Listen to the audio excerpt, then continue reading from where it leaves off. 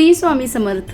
तर आज आहे नवरात्री उत्सवाचा चौथा दिवस, गुरुवारचा दिवस, माझा आवडता दिवस, माझ्या स्वामींचा दिवस। आणि गुरुवारी दर गुरुवारी मी पिवळ्या रंगाची रांगोळी दारामध्ये काढत असते आणि पिवळे वस्त्र घालण्याचा माझा म्हणजे घालतेच मी, प्रयत्न नाही घालते, जे कोणतं म्हणजे गाऊन घातलं तरी पिवळं घालते। तर असं आहे आणि आज सुंदर रांगोळी दारामध्ये काढलेली आहे।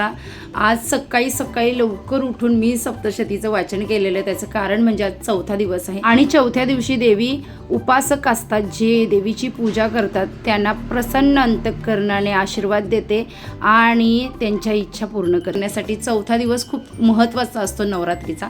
आणि आज मी ठरवलेलं, कारण खरंच नवरात्रीमध्ये जेवण बनवताना खूप विचार करायला लागतो, कांदा लसूण आम्ही खात नाही, त्यामुळे आज दही वडे बनवण्याचा बेत मी ठेवलेला। दही वडे बनवलेले आणि दही वडे नेहमीच छान होतात। मी रेसिपीसुद्धा आहे माझ्या म्हणजे मी शॉर्टमध्ये शेअर केलेले बऱ्याच वेळा, तर आज मी रेसिपी दाखवलेली नाही। दही वडे एक नंबरचे भारी झालेले, सॉफ्ट झालेले, का माहीत नाही, दररोज डाळ भात वगैरे असं साधं जेवण खाऊन आज दही वड्यांवर आम्ही चांगलाच ताव मारलेला।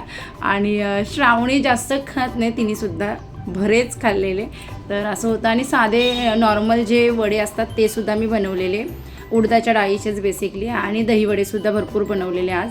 आणि त्यानंतर ही गोड चटणी, ही चटणीसुद्धा मी घरीच बनवते, चिंच गुळाची चटणी, ती माझी फेवरेट आहे। डब्बा भरून मी फ्रीजमध्ये बनवून ठेवते, कधी भेळ किंवा पाणीपुरी काहीही असेल तेव्हा तिचा उपयोग होतो। आणि हिरवी चटणी आहे पुदिन्याची, ती मी ऐन टायमावरच बनवते। त्यानंतर चाट मसाला घातला आहे आणि अशा प्रकारे मिरची पावडरसुद्धा घालू शकता आवडत असेल तर, कारण का मी गोड चटणीमध्ये मिरची पावडर घातलेली असते, त्यामुळे नाही घालत कधी कधी। त्यानंतर नैवेद्य दाखवला आणि आरती केली। आणि आज तुम्ही बघू शकता, जे आपण टोपलीमध्ये धान्य लावलेलं आहे ते सुद्धा छान अंकुरित झालेलं आहे, छान मोठं असं उगवलेलं आहे। तर जेव्हा आपण पूजा करतो ना, आणि काही अशा गोष्टी असतात ज्या देवावर असतात, त्या अशा खुलून येतात ना, तर बघून मनाला प्रसन्न वाटतं। आणि आजचा ब्लॉग मी इथे एंड करते। ब्लॉग आवडल्यास लाईक शेअर, चॅनलला सबस्क्राईब करा, फॉलो करा। नैवेद्य दाखवलेला, आता खायची वेळ आहे, खाऊन घेते मी, भेटते उद्या, चला बाय।